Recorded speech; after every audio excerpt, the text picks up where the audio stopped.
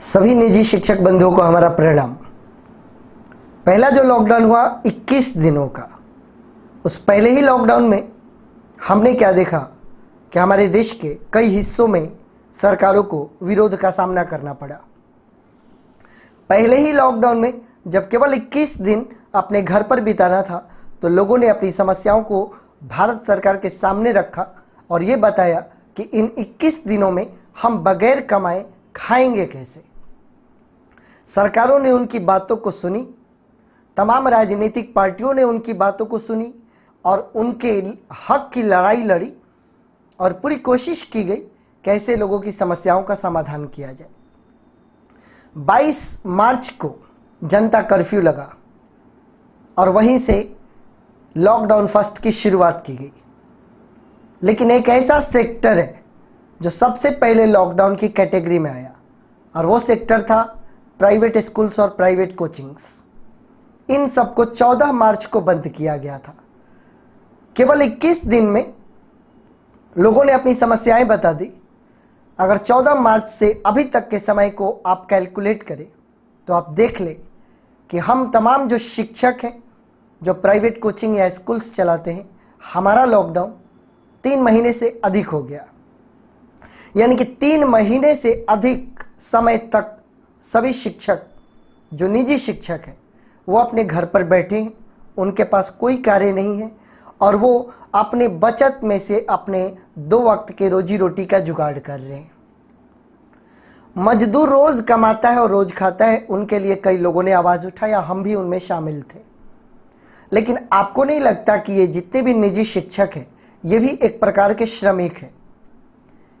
बहुत से ऐसे शिक्षक हैं जो बहुत कम आय है उनकी, अगर प्रतिदिन के हिसाब से उनकी आय को देखा जाए तो एक श्रमिक की आय और एक शिक्षक की आय में ज़्यादा फर्क नहीं होता। कुछ ही ऐसे शिक्षक होते हैं जो पूर्ण रूप से संपन्न होते हैं, उनकी कोचिंग उनके स्कूल्स बहुत ज़्यादा चलते हैं तो उनको समस्याएं नहीं आएंगी। लेकिन अधिकतर 90% शिक्षक ऐसे ही हैं जो कि एक श्रमिक की आय के बराबर ही पैसा कमाते हैं और वो पिछले 3 महीनों से अपने घर पर पूरी तरीके से बैठे हुए हैं। उनके पास कोई काम नहीं है, वो अपने परिवार का भरण पोषण कर रहे हैं। लेकिन इन श्रमिकों को, इन शिक्षक श्रमिकों को, इनके लिए आवाज़ उठाने वाला कोई नहीं है। अगर ये शिक्षक आकर हल्ला करने लगे कि हमें भी हम कैसे खाएं, हम 21 दिन से बैठे हुए हैं, हम 3 महीने से बैठे हुए हैं, तो हो सकता है कि इनकी आवाज़ को उतना कोई नहीं सुनेगा। लेकिन एक शिक्षक बहुत ही विकट परिस्थिति में है। आप ये कल्पना नहीं कर सकते कि कैसे होम ट्यूशन पढ़ाने वाले शिक्षक, 10, 20, 50 बच्चों को पढ़ाने वाले शिक्षक, निजी स्तर पर जो अपने कोचिंग चलाने वाले शिक्षक, वो कितने परेशान हैं और क्या उनके घर में आर्थिक समस्याएं उत्पन्न हो चुकी है।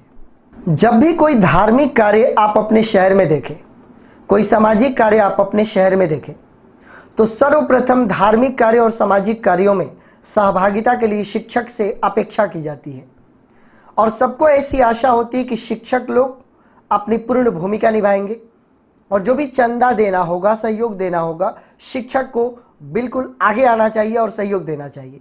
यदि कोई शिक्षक कम सहयोग करता है या करने से इनकार कर देता है तो समाज उनको तिरस्कारित नज़रों से देखता है। समाज को ऐसा लगता है कि ये अच्छे व्यक्ति नहीं है। लेकिन वही समाज जब इन शिक्षकों पर यह विकट परिस्थिति आई और 3 महीनों से ये शिक्षक अपने घर पर बैठे हुए हैं, अभी तक कोई भी संस्था या कोई भी समूह उनके हक के लिए कोई आवाज़ नहीं उठाई है। नहीं आपको कोई पोस्ट दिखाई पड़ेगा सोशल मीडिया पर जो शिक्षकों को सहानुभूति देते हुए और शिक्षकों के लिए आवाज़ उठाई गई हो। नहीं कोई विपक्ष राजनीतिक पार्टी, नहीं सत्ताधारी पार्टी, किसी ने भी शिक्षकों की बात नहीं की। यह जानकर सभी शिक्षक अत्यंत चिंता में हैं कि फिर अब वो क्या करें, वो कहाँ जाए।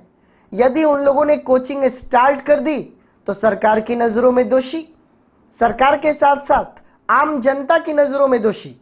कहा यह जाएगा कि पैसा कमाने के लिए हाय हाय कर रहे शिक्षक देखिए इस महामारी के दौर में अपनी कोचिंग खोलकर बैठ गए। एक डर शिक्षकों को ये सता रहा है। अगर कोचिंग ना स्टार्ट करे तो छात्रों की नज़र में दोषी।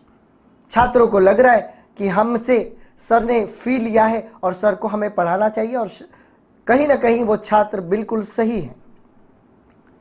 ऐसे तो कहने को कोचिंग पर पूर्ण रूप से पाबंदी है, कोई भी शहर हो, आरा हो, पटना हो, बक्सर हो, लेकिन हर गांव में या शहर के हर गलियों में कोचिंग चल रहे हैं और जैसे तैसे पढ़ाई भी चल रही है। अब अन्य जगहों पर कोचिंग शुरू हो जाने से जो मुख्य जगहों पर कोचिंग चल रहे हैं उन संचालकों पर प्रेशर आ रहा है। विद्यार्थियों का ऐसा कहना है कि फला जगह पर कोचिंग चल रही है, अतः आप ही अपने कोचिंग को स्टार्ट करें। अब वो जो शिक्षक जिन लोगों ने कोचिंग स्टार्ट कर दिए बगैर सरकारी अनुमति के, मैं उनको इतनी सी भी दोषी नहीं मानता हूं। उनकी अपनी आर्थिक समस्याएं हैं, तो फिर वो क्यों ना अपने कोचिंग को स्टार्ट करें। लेकिन अगर वही मुख्य जगहों पर कोचिंग स्टार्ट हो जाए तो बहुत बड़ी विपत्ति आ जाएगी। सबको ऐसा लगता है कि कोचिंग में बच्चों के इकट्ठा होने से सबसे ज़्यादा खतरा कोरोना का है। आपने कभी चलती हुई बस को देखा क्या? कितनी क्राउड उसमें हो रही है, आपने इस पे नज़र डाली क्या? कौन सी सोशल डिस्टेंसिंग वहाँ पर मेंटेन होती है, आपने इसको देखा क्या? अपने सब्जी मंडी में एक बार ज़रा जाकर ये देखें कि वहाँ पर क्या स्थिति है।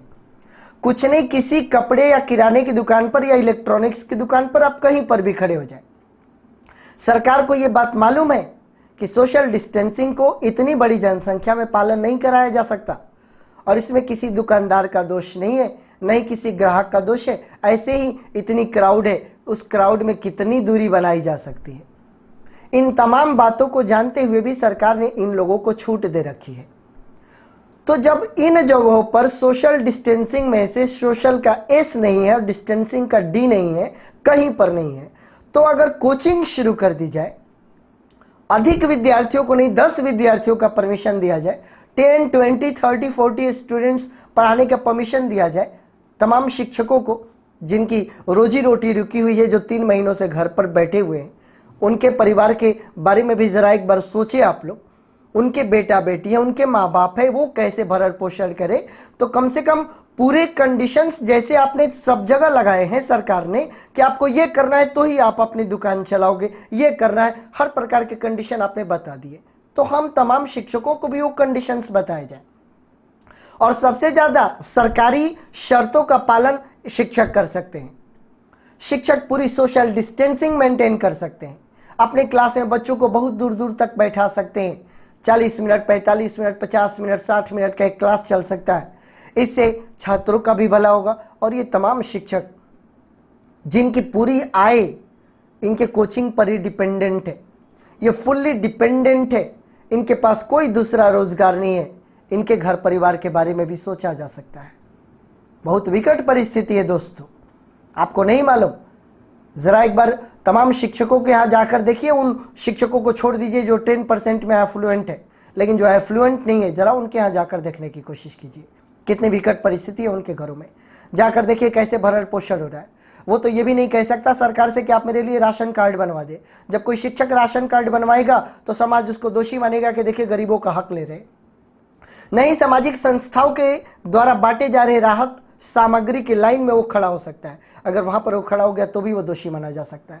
नहीं, समाज में वो कह सकता है कि आप मेरी भी मदद करो, अगर मदद मांगेगा तो भी वो दोषी हो जाएगा।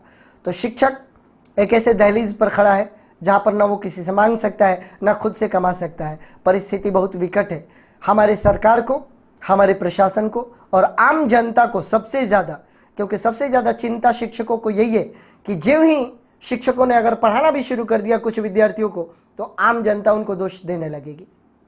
हो सकता है मीडिया में उनको दोषी दिया जाने लगे, लेकिन दोष देने से पहले कृपया आप तमाम पहलुओं की जांच कर ले और आप ये अवश्य देख ले कि किन परिस्थितियों में शिक्षकों को ये कदम उठाने पड़ रहे हैं। तब मुझे पूरी आशा है कि आप कभी भी किसी शिक्षक को दोष नहीं देंगे।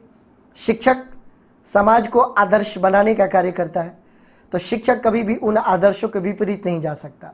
शिक्षक पूरी कोशिश करेगा कि अगर उसकी कोचिंग भी चलती है तो तमाम जो प्रिवेंशंस लिए जा सकते हैं वो प्रिवेंशंस अवश्य लेगा। जैसे बस में इतनी क्राउड अलाउ हो सकती है, मार्केट में इतने सारे लोग अलाउड हो सकते हैं, खेल मैदान में इतने सारे क्रिकेट खिलाड़ी, फुटबॉलर्स अलाउड हो सकते हैं, तो फिर कोचिंग में 10-20 विद्यार्थी क्यों नहीं अलाउड हो सकते? हम बहुत चिंतित हैं। और सबसे ज़्यादा चिंता तब बढ़ती है जब हमारी नज़र इन बसेज पर पड़ती है, मार्केट में पड़ती है, तब हमें अपने कोचिंग की याद आती है। तो दिल में ये अफसोस होता है कि सब अगर ये हो सकता है तो फिर वो क्यों नहीं हो सकता। मैं आशा करता हूँ कि जितने भी शिक्षक हैं आप सब इस आवाज़ को बुलंद करेंगे। जितने भी छात्र हैं आप सब इस आवाज़ को बुलंद करेंगे, क्योंकि एक अकेला कितना भी प्रयास कर ले वो सफल नहीं हो सकता। आप सबको आगे आना होगा, अपनी बातों को रखना होगा। जब तक आप अपनी दुनिया के सामने अपनी बातों को नहीं रखेंगे तब तक ये दुनिया आपको नहीं सुनेगी। आशा करता हूं कि आप समझेंगे, आशा करता हूं कि हमारे भी दिन लौटेंगे, आशा करता हूं कि तमाम वो शिक्षक जिनकी आर्थिक समस्याएं हैं वो दूर होंगी। धन्यवाद।